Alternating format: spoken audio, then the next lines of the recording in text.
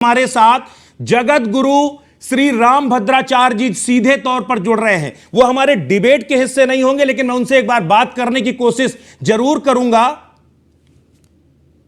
मेरे साथ जगत गुरु रामभद्राचार्य जी जुड़ रहे हैं। महाराज जी, पहले तो आपको कोटिस प्रणाम। आपका एक बयान जबरदस्त सुर्खियों में है, जिसमें आपने कहा है कि जाति आधार पर नहीं, अब आर्थिक आधार पर आरक्षण होना चाहिए। आखिर आपको क्यों लगता है कि अब आरक्षण का आधार बदलना चाहिए? मैं ये इसलिए कह रहा हूं कि जातिवाद हमारे यहाँ पहले था ही नहीं जी। और जाति हमारे यहाँ पहले जाति के आधार पर आरक्षण पहले नहीं था। नेहरू जी ने व्यवस्था बनाई थी तो 30 वर्षों की, धीरे धीरे व्यवस्था बढ़ती गई। बहुत अच्छी, अब सवर्णों में बड़ी अच्छी ऐसी प्रतिभाएं होती हैं जो योग्य होकर के भी उनको उनके अनुरूप अधिकार नहीं मिलता। यहाँ तक कि बहुत योग्य होकर के भी लोग जूता सीते हैं। हमने अभी मध्य प्रदेश में एक उदाहरण देखा था, 100% पाकर भी जूता सी रहा था व्यक्ति और 4% पाकर के वो डॉक्टर बन गया। तो मैं तो यही कहना चाह रहा हूँ, प्रतिभा के आधार पर आरक्षण होना चाहिए। अच्छा महाराज जी माफ कीजिएगा, मैं आपको रोक रहा हूं। एक आपके बयान पे एक कंट्राडिक्शन है। आप एक तरफ कह रहे हैं कि अब जाति नहीं बल्कि आर्थिक आधार पर आरक्षण होना चाहिए, दूसरी तरफ आप कह रहे हैं कि मुझे गर्व है मैं ब्राह्मण हूं और ब्राह्मणों के साथ डिस्क्रिमिनेट हो रहा है।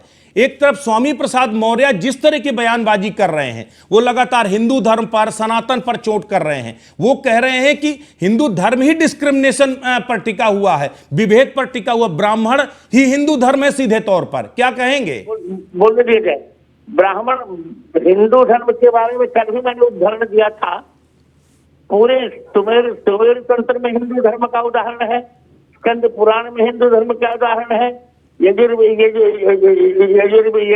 की मैत्री शाखा में हिंदव आधा उदाहरण है। तो मैं ब्राह्मण हूँ, आज भी कह रहा हूँ मैं ब्राह्मण हूँ, और ब्राह्मण होना कोई पाप नहीं है। आज भी मैं कह रहा हूँ कि आर्थिक आधार पर आरक्षण हो, जाति के आधार पर आरक्षण न हो। आज भी कह रहा हूँ। 90 का वो दौर था महाराज जी, चूंकि आप तो खुद उसके साक्षी हैं। राम मंदिर आंदोलन जिस वक्त शुरू हुआ था, 89 के आसपास बीपी सिंह ने एक यात्रा निकाली थी, जिसमें कहा गया था मंदिर और मंडल की जो है वो यात्रा थी। बीपी सिंह तो हाशिए से बाहर हो गए क्योंकि उन्होंने उस जाति तिलिस्म को बांधने की कोशिश की थी। तब से लेकर आज तक कोई भी इस जाति आरक्षण को तोड़ने का दम नहीं दिखा पाया। आप तो खुद जो है सर्वोच्च पद पर बैठे हैं, आप तो खुद एक तरह से सबको निर्देशित कर सकते हैं, तो क्यों नहीं सत्ताधीशों को इस बात के लिए विवश करते हैं कि वो आर्थिक आधार पर आए? आज भी कह रहा हूं, कब तक जाति के आधार पर आरक्षण होता रहेगा? जी। मान लो कोई अवर्ण है जी, शेड्यूल कास्ट का है और करोड़पति बन गया तो आरक्षण ले। अब कोई ब्राह्मण है बेचारा और एक भी पैसा उसको नहीं तो उसको लाभ न मिले।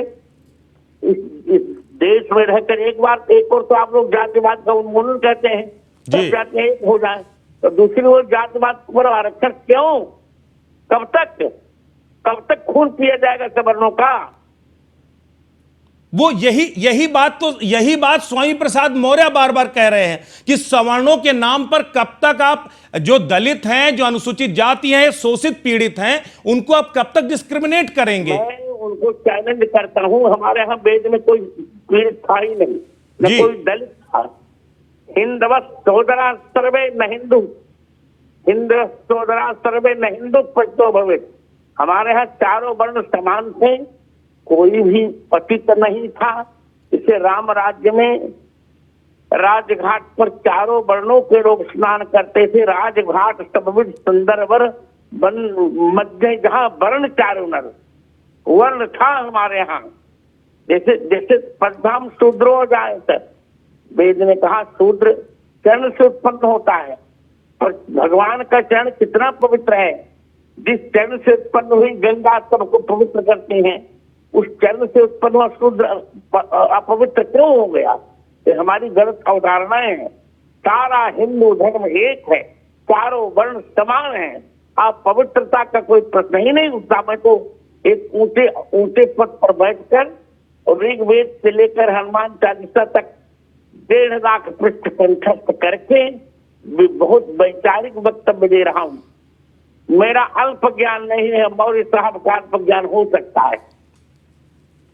जिस तरह की वाणी, जिस तरह के शब्दों का प्रयोग स्वामी प्रसाद मौर्य सनातन पर चोट करने के लिए बार बार कर रहे हैं, क्या आप उसको जस्टिफाई करेंगे महाराज जी? और आखिर क्या व्यवस्था है?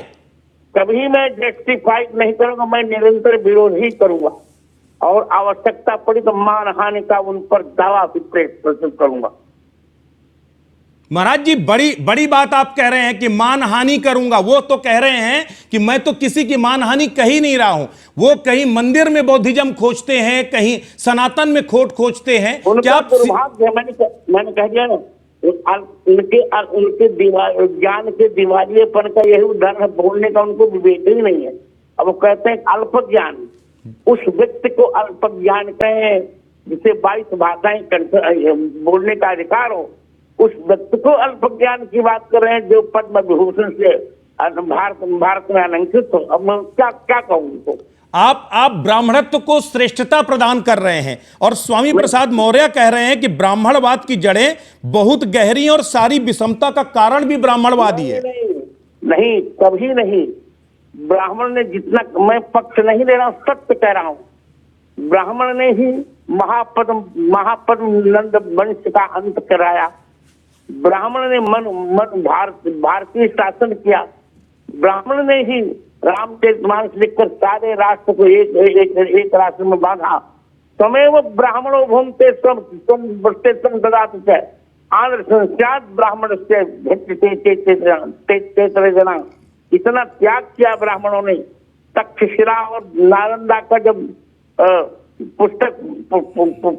पुस्तकों का भस्मीकरण हुआ तो ब्राह्मणों ने बहुमूल्य पुस्तकें रखी, अपने जान में काट करके रखी।